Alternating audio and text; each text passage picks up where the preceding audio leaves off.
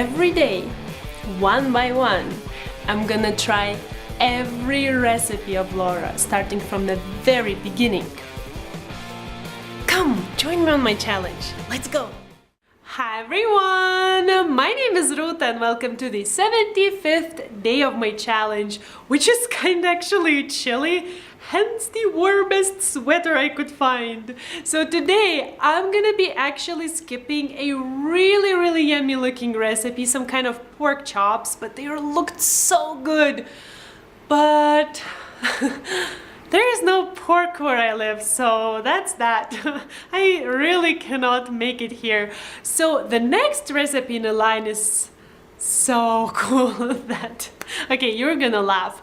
So it's pesto, and I cannot really find pesto here, and if I can, then it's, well, I think I saw it like twice, but it's so expensive because it's imported. It's so expensive that you don't even want to reach and touch it because you know you're not gonna buy it. So once I told my husband that I'm gonna be trying pesto, he went, okay, you decide how crazy he went, because I asked him to go and buy me a bunch of basil, okay? So, okay, he went and brought me this, which is a nice bunch. I think that that's still way too much for this recipe, the original measurements anyways. But then he, I think, thought that that will be way too little pesto for him, or someone is just way too excited. And he bought this, okay, that's a lot of bag, but like this is even a bigger bunch than the previous one. So I think I'm gonna be washing it till tomorrow. I'm not even kidding. Here they sell vegetables, well, most of them anyways, with root and with ground with it, and it takes some time to, you know, wash it really thoroughly so you don't bite into sand. So yeah, that's what I'm gonna be doing for I don't know, 2 hours or so. I'm not kidding, seriously, that amount, that will take me some time. So now let's go over the ingredients and let's get started. And what feels a lifetime later, we're gonna need 240 grams of fresh basil leaves, 90 grams of pine nuts, 6 small cloves of garlic, 1 tablespoon of grated lemon zest, 3 tablespoons of lemon juice, 300 grams of extra virgin olive oil, 45 grams of freshly grated Parmesan, and of course salt and pepper.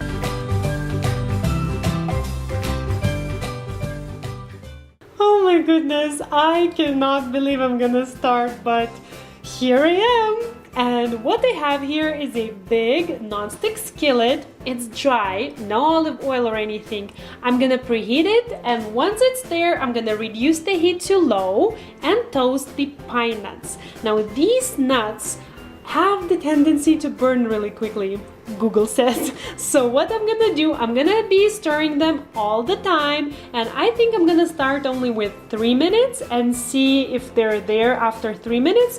What I'm looking for is for them to develop some color and become really fragrant.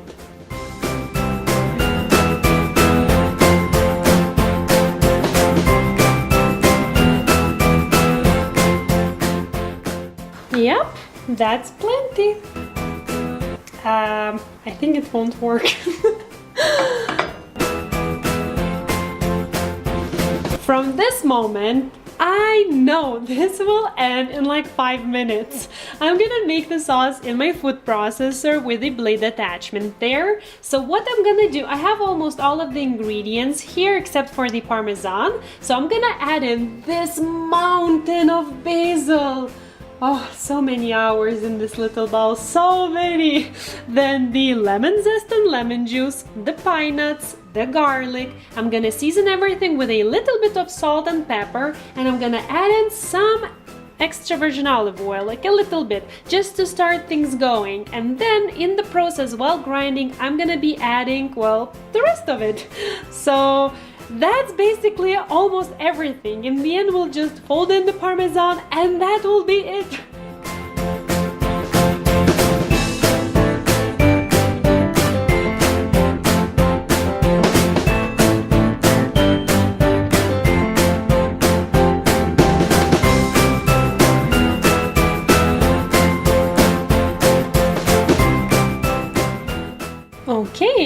And now let's head back to the counter and I'm gonna finish this up.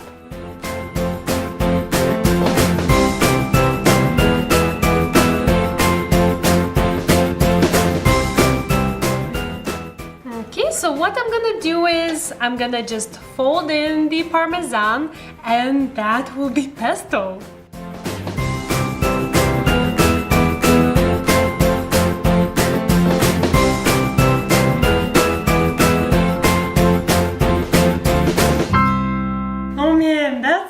Of pesto. I never thought that there's so much oil in it. Actually, that's all I can think now, how much oil I put. I feel like half of this cup is olive oil, but oh well, it looks like pesto really. Well, it is pesto, but like it looks like real normal pesto. Okay, even though I'm totally thinking now that I will eat pure oil. I'm really interested to try. It looks like pesto, seriously. Oh, it's so cool.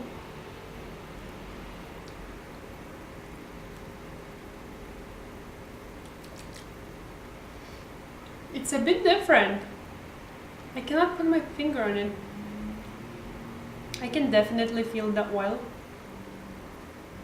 Maybe I should mix more. I don't know. It's really fresh.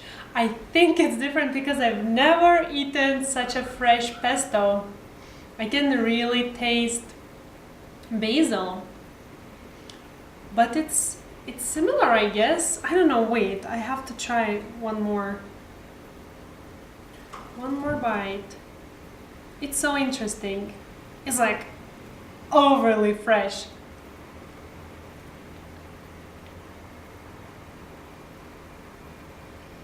You know what? I think it's missing a little bit salt. That's one. And second, I think I will run it through my blender because it does blend finer. Now I can kind of feel the different parts, like a little bit of nut, a little bit of Parmesan. Oh, maybe I shouldn't have put Parmesan. Because Laura says that she doesn't like how it tastes once you kind of like blend with the Parmesan. That's why she adds it in the very end and then folds it in. But I think I am gonna blend it just to make it smoother, and I'm gonna add a little bit more salt. And then I'm gonna put it into a jar and I'm gonna put into the fridge. But now I'm thinking, I'm thinking out loud, like totally. Does anyone know how long it can stay fresh in the fridge before it spoils? Because I made a lot of pesto. I cannot imagine how long it will take us to eat it actually. If anyone knows, I would be really grateful. Or should I maybe freeze it? I'm not sure. I didn't Google this part. But that was a really, really interesting recipe. I cannot wait to give it a try to my husband because he was waiting for this so much. Thank you so much for watching. If you want, go and check the original recipe by Laura there. The written one is in the description box down below. I really hope that this was helpful. If you're making, I would suggest using blender.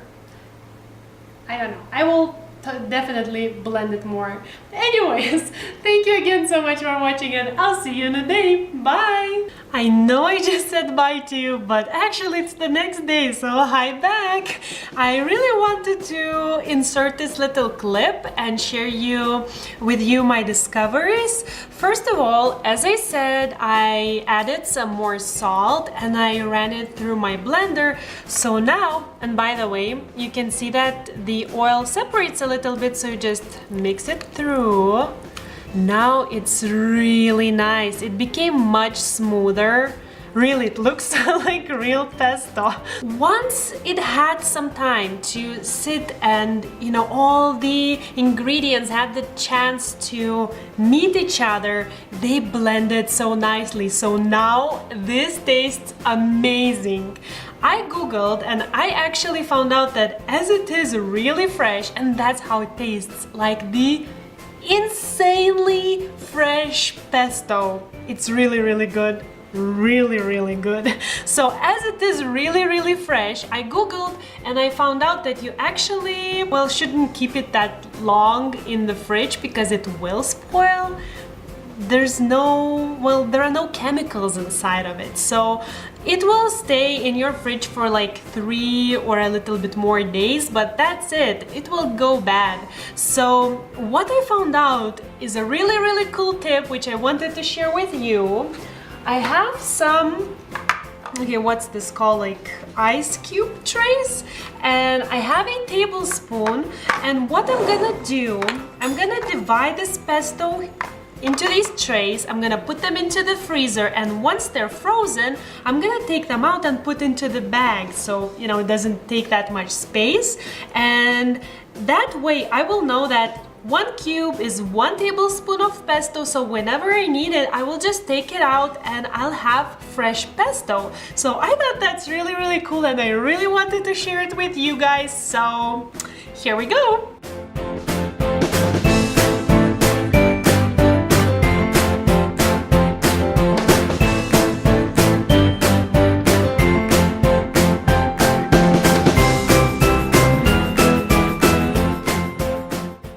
As always, I'm great at making a mess.